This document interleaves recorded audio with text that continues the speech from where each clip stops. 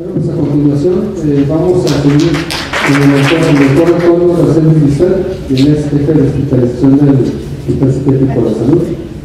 Él es médico psiquiatra y son los especialistas que trae enlace. Y nos va a hablar sobre precisamente la psiquiatría enlace y el sueño. Muchas gracias, bienvenido. ¿Qué tal? Buenas tardes. Primero que nada, un agradecimiento a la sociedad y a la podcast por la invitación de poder platicarles un poquito acerca de la investigación y de los hallazgos que se han encontrado en el paciente hospitalizado, que también tiene trastorno del sueño y que muchas veces pasa desapercibido,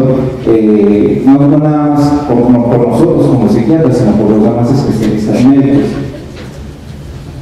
Bueno, por el tiempo que ya no vamos a poner mucho, me hubiera gustado leer ese pedacito del Quijote de la Mancha, en donde el cual nos define un poco de lo que se trata el sueño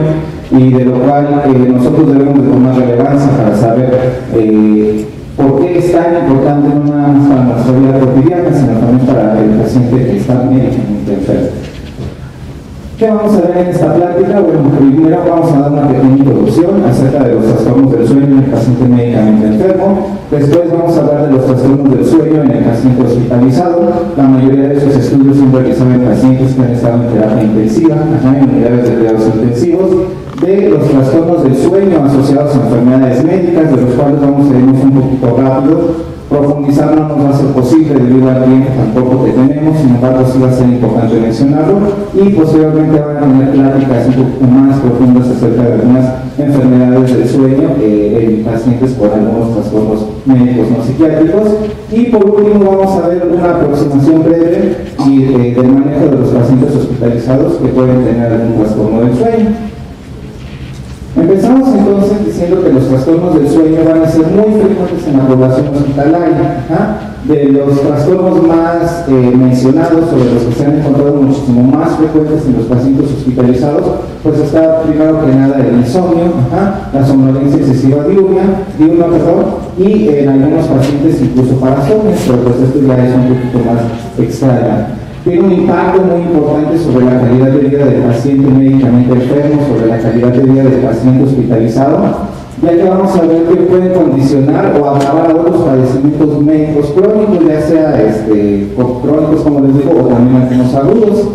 La gravedad de la alteración del sueño también se va a relacionar directamente con la gravedad de la enfermedad médica. Entre menor sea la calidad del sueño del paciente hospitalizado, del paciente con alguna enfermedad médica, ya sea crónica o aguda, mayores van a ser las probabilidades de que tenga síntomas exacerbados de esta enfermedad médica no psiquiátrica. Y muchas veces esos trastornos del sueño que nosotros podemos descubrir en este tipo de pacientes van a ser el primer indicio que nos puede indicar que existe alguna otra alteración no nada más del sueño, sino que también puede haber alguna alteración de alguna afección médica que se esté empezando a descontrolar o que esté empezando de nuevo en algún paciente a presentarse con alguna alteración del sueño.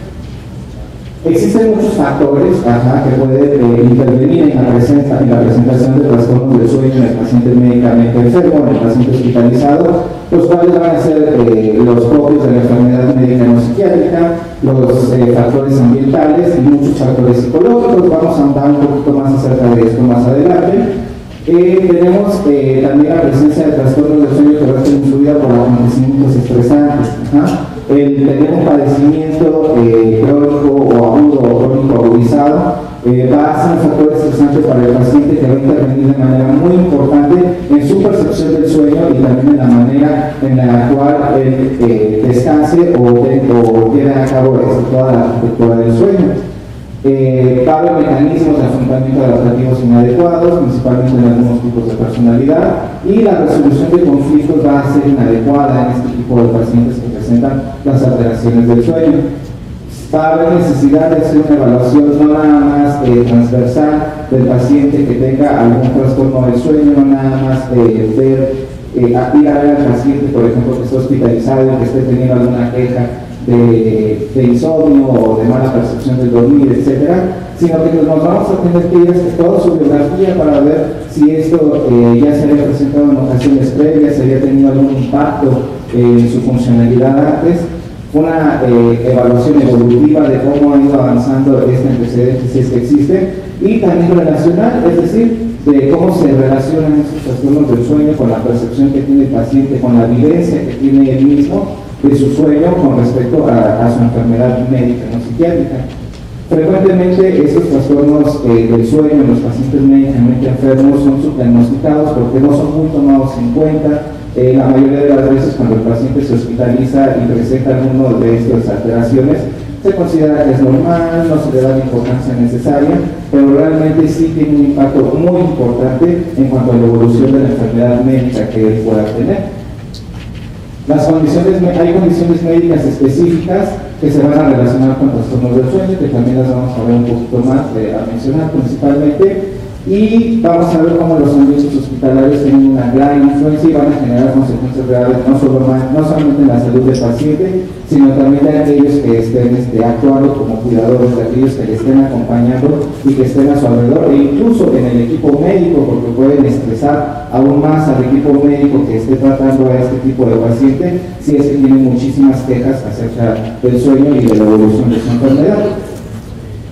Entonces, vamos a empezar con este apartado que son los trastornos del sueño en el paciente hospitalizado. Como les decía, el hospital es un ambiente estresante y extraño. El que una persona salga de su rutina, el que una persona no llegue a dormir a su casa, el que una persona se tenga que internar en una cama extraña, muchas veces fría, muchas veces en un ambiente en el cual hay otras personas que le están observando, en el cual hay muchos otros enfermos que se están quejando, médicos que le están atendiendo constantemente, va a ser un factor muy estresante para el enfermo que puede presentar o desarrollar un trastorno del sueño durante la hospitalización. Las rutinas y horarios son distintos a los que él tenía en casa, obviamente, les decía la incomodidad de los cuartos, la ausencia de privacidad, y también el ruido excesivo es un factor que se ha visto como muy insistente o como muy incisivo en la presentación de trastornos del sueño por el paciente médicamente enfermo. Se habla que generalmente para que nosotros podamos dormir debe haber una cantidad de decibeles que va de 35 a 45 para poder tener nosotros un sueño normal sin ninguna alteración de la arquitectura. Y en los hospitales, principalmente en las unidades de cuidados intensivos, se ha visto que esta cantidad de decibeles se eleva desde 53 hasta 65 debido a todas las actividades que se llevan a cabo en el hospital, lo cual es un factor muy decisivo y causa hasta el 20% de los despertares en este tipo de pacientes y no les permite tener un sueño continuo ni adecuado. También la exposición a la luz, un hospital constantemente está prendida a la luz para poder vigilar cualquier emergencia que se pueda presentar, para poder atender a los pacientes que estén muy graves. En las unidades de cuidados intensivos siempre está prendida la luz, por ejemplo, y se dice que ya con una iluminación que va de 100 a 500 lux puede alterar la secreción de melatonina, y si se eleva esto desde 300 hasta 500, se van a alterar ya los marcapasos del ciclo circadiano, alterando los ciclos de la vigilia y el sueño, lo cual puede traer a que el paciente desarrolle algún trastorno del sueño. El dolor que pueden presentar los pacientes, no nada más ellos mismos, sino del dolor al que están, en el que están sumergidos, del que están rodeados. El paciente, por ejemplo, que está al lado y se queja constantemente porque tiene dolor, el dolor mismo que siente el paciente es un factor que puede alterar la continuidad, la eficiencia, el mantenimiento del sueño y puede dar lugar a trastornos del sueño bastante importantes, además del estrés psicosocial.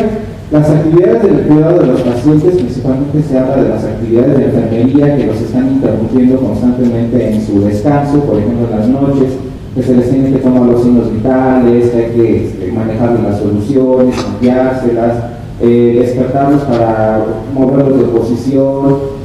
todas estas actividades que lleva a cabo enfermería, que son necesarias, puede parecer como un factor que no tiene nada que ver, pero que sin embargo sí es muy molesto para el paciente hospitalizado, sí es un factor que interviene decisivamente en cómo percibe el paciente el sueño. La ventilación mecánica también es uno de los factores que más se menciona, principalmente porque el paciente que está incubado, que necesita ventilación mecánica, muchas de las veces el ventilador está como programado de una manera distinta a como realmente es el marcapaso real respiratorio del paciente, y entonces muchas veces hay desincronizaciones de la ventilación del paciente con la del aparato, y eso muchas veces causa trastornos del sueño que pueden alterar de una manera muy importante la evolución que pueda tener el paciente dentro del hospital de su padecimiento médico. Las características de personalidad del paciente que se hospitaliza también son dignas de mención aquí. Se mencionan aquí pacientes narcisistas y obsesivos, por ejemplo, que tienen una rigidez mental mucho más marcada, que pierden el control de su cuerpo al ver ellos que tienen una enfermedad médica, tienen ahí una pérdida de la funcionalidad, una pérdida de la autonomía, entonces reaccionan ellos de una manera, las más de las veces, negativa, porque no pueden ellos controlar el medio en el que se están desenvolviendo, no pueden ellos tener el control de lo que se está presentando en ese momento, otros tienen que tomar decisiones por ellos, otros tienen que suplir la función que ellos normalmente pueden hacer, como puede ser desde levantarse a hacer del baño. Entonces eso les pega mucho a este tipo de pacientes, principalmente aquellos con trastornos narcisistas y obsesivos, y esto genera que se angustien más, que estén más inquietos y que puedan tener ellos una percepción inadecuada del sueño y una capacidad menor de iniciar y mantener el sueño durante la hospitalización. Como les decía, estos estudios la mayoría se han realizado en unidades de cuidados intensivos. Sin embargo, también hay otros que se realizan en plantas médicas y quirúrgicas, refiriéndose esto a que se hace en el piso, donde está el paciente la mayor parte de su estancia, en las cuales se ha observado que los síntomas son de menor intensidad, pero no por ello son de menor importancia para la percepción y para la calidad de atención que puede tener el paciente. La gravedad de la condición médica es un factor muy importante para determinar la calidad del sueño, pero no es determinante, es decir, pueden tener una enfermedad médica no psiquiátrica muy importante, sin embargo, muchas de las veces no significa que la gravedad de esta impacte directamente sobre su calidad del sueño. La mayoría de las veces los trastornos del sueño que se presentan en el paciente hospitalizado tienen una resolución espontánea y tienen una corta duración. Entonces es por eso que no se le da como la importancia que debería, sin embargo sí hay que resaltar que debemos de tomar muy en cuenta lo que pasa con este tipo de pacientes. ¿Cómo son las características del sueño en los pacientes críticamente enfermos o en los pacientes hospitalizados? Bueno, pues primero que nada se ve severamente fragmentado.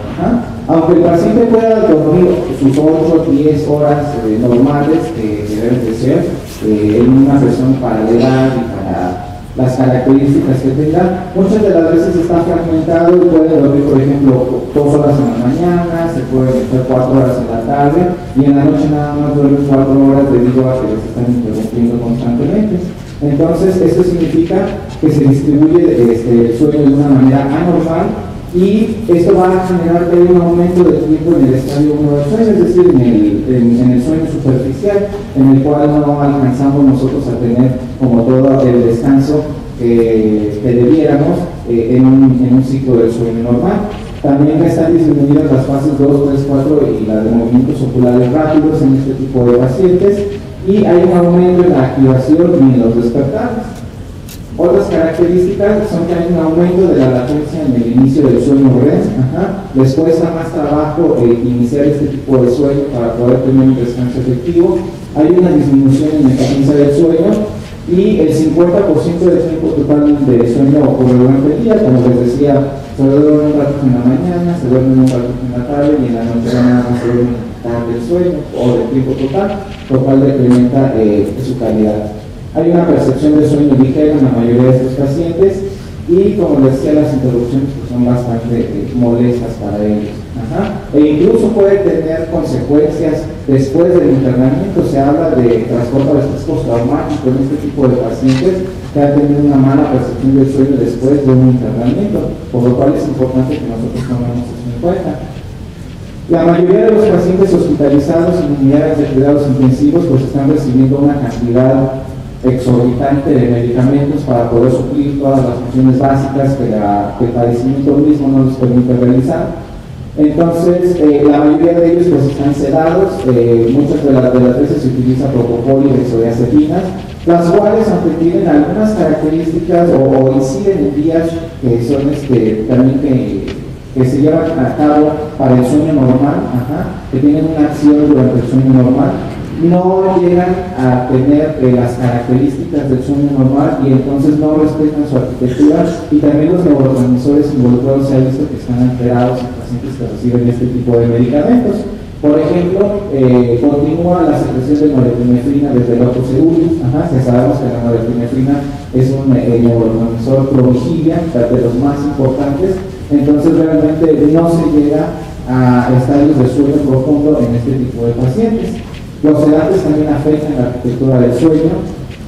La sedación por este tipo de medicamentos no es reversible de manera espontánea ni tampoco modificable por los estímulos externos, lo cual nos hace tener al paciente en un sueño artificial, como bien muchos le llaman a este tipo de sedación.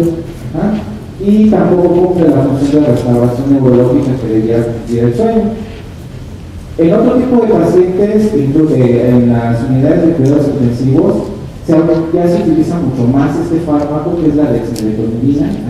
que es un alfa-2 agonista, que tiene acciones analgésicas, sedativas y ansiolíticas muy importantes, muy buenas en este tipo de pacientes. Este sí inhibe la liberación de norepinefrina desde el locus coeruleus, permite un sueño un poquito más fisiológico que el resto de los sedantes, refuerza el sueño de las lentas, lo cual permite que el paciente descanse de una manera mejor y se parezca más al sueño fisiológico que puede llegar a tener. Y también, debido a esto, reduce la incidencia del delirium en las unidades de cuidados intensivos. Sabemos que el delirium es incluso un predictor de mortalidad en los pacientes que lleguen a presentarlo, por lo cual es un fármaco que es una opción bastante buena para poder utilizar sedación en este tipo de pacientes. Hay otros medicamentos y otras sustancias que si el paciente los consume de manera regular y se llega a una suspensión abrupta y da un síndrome de abstinencia, pueden causar alteraciones del sueño. Entre ellos pues, están los sedantes, como las benzodiazepinas, el alcohol, los barbitúricos, principalmente las benzos de acción corta, la nicotina y otros alfa-agonistas o beta-bloqueadores. Estos lo que van a hacer es que empeoren la fragmentación del sueño, es decir, cada vez van a ser un sueño más fragmentado de los que estamos siguiendo.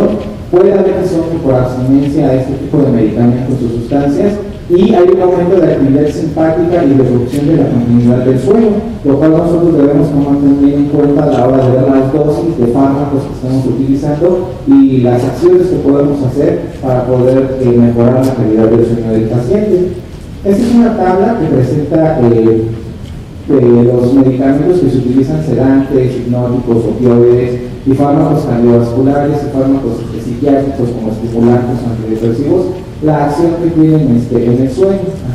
en el tiempo total del sueño, en los despertares después del inicio del sueño, en el estadio 2, en el sueño de ondas lentas, en el sueño REM y en la latencia del inicio del sueño.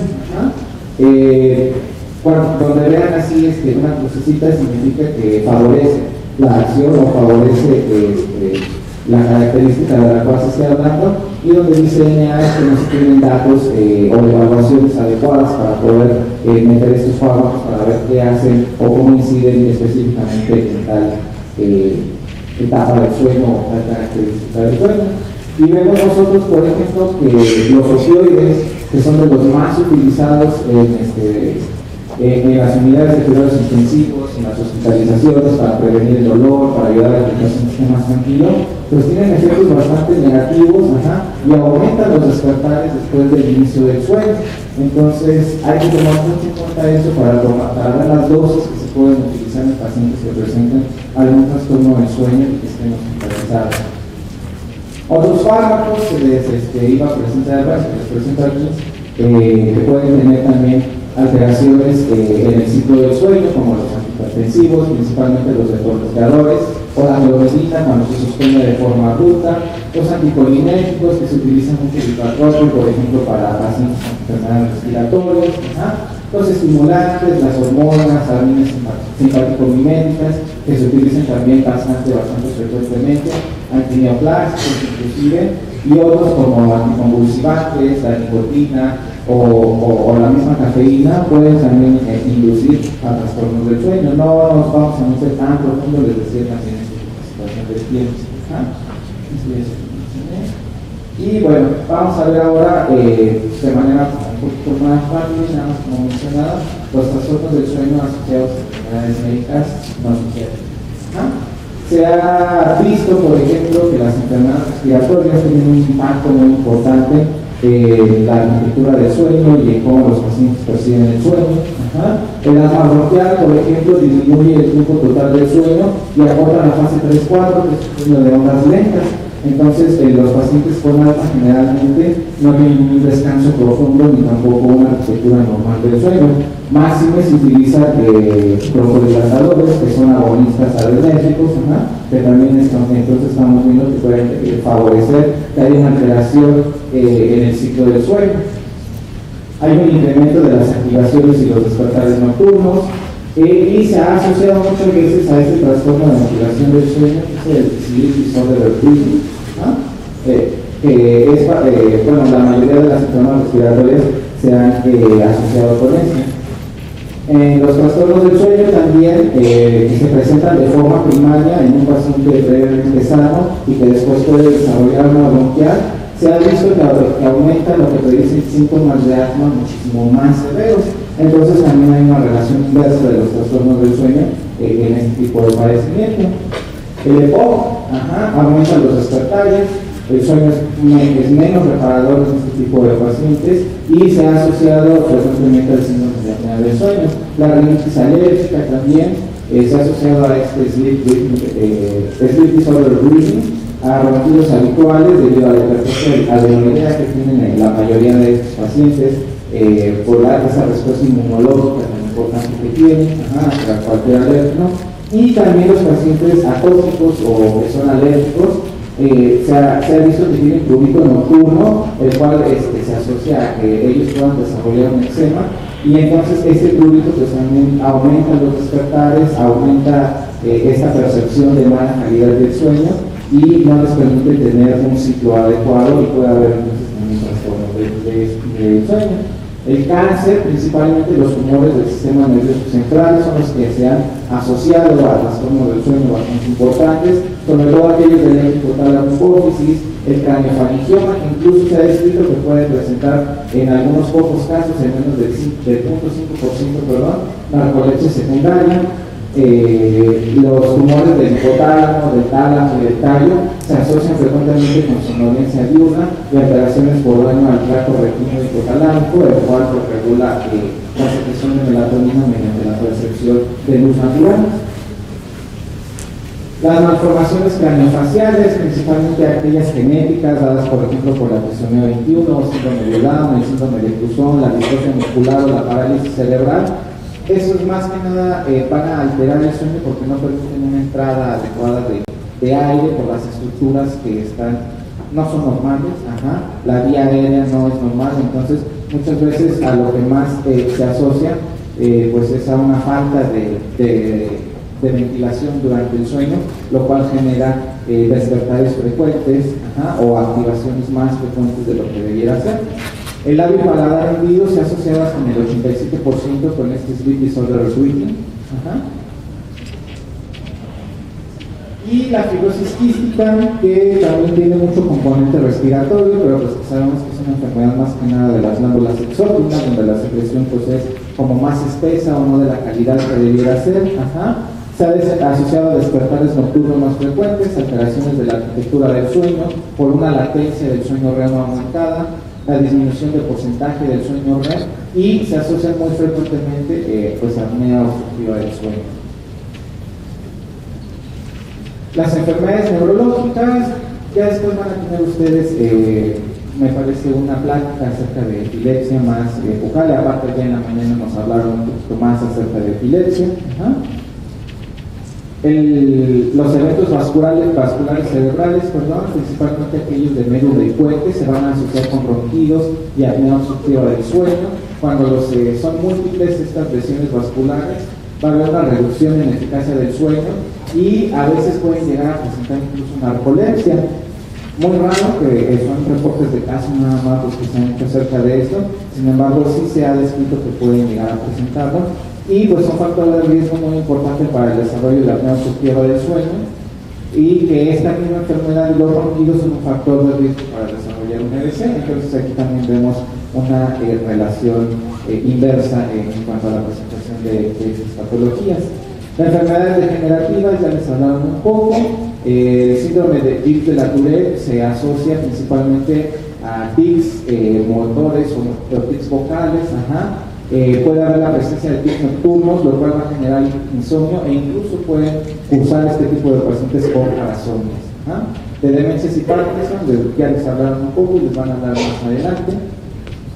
La poliomielitis, que es otro trastorno neurológico, se ha asociado a apneas obstructivas del sueño. Ya sé que no es como muy frecuente que ya esto exista. La encefalitis se ha asociado a enfermedad de Klein-Levin, y la esclerosis múltiple a narcolepsia y a cataplegia. Enfermedad por reflujo gastroesofágico, sabemos que es factor de riesgo para apnea obstructiva del sueño, para despertares nocturnos múltiples, y la insuficiencia hepática puede cruzar con insomnio o parasomnias, más que nada asociado cuando ya existe algún grado de encefalopatía hepática. Enfermedades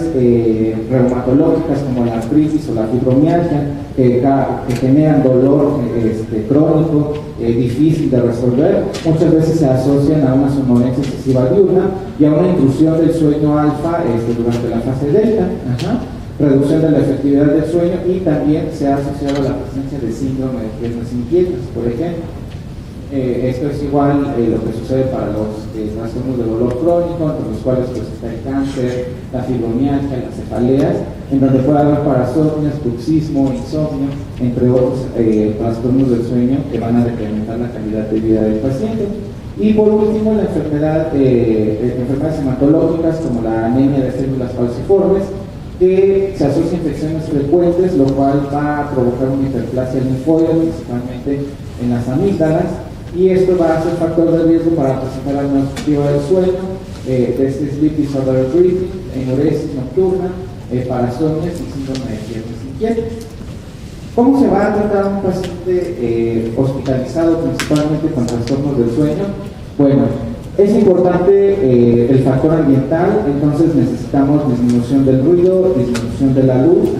Se pueden utilizar antifaces, se pueden utilizar tapones para los oídos, y decir enfermería, por ejemplo, si el paciente está un poquito más estable, pues que no le interrumpa tanto durante el sueño, para que él pueda tener una mejor evolución en su padecimiento psiquiátrico, médico, no psiquiátrico, perdón. Revisar la programación de los ventiladores para evitar la desincronización ventilatoria que pudiera surgir en este tipo de pacientes. Revisar también los fármacos que pueda estar consumiendo el paciente para poder ajustar las dosis a nada más lo mínimo necesario para que pueda tener una buena respuesta a su padecimiento. Y pues bueno, ya les van a hablar también en otra plática más acerca del manejo integral de los trastornos del sueño. Sin embargo, pues hay agentes que se pueden utilizar para este tipo de pacientes, como las benzodiazepinas, principalmente aquellas que tengan vida media corta o intermedia, o algunos otros fármacos como el Zolpidem, la trazodona, etc. Analgésicos y estos, pues generalmente no, porque ya les había comentado que pueden tener una disminución más importante en el sueño.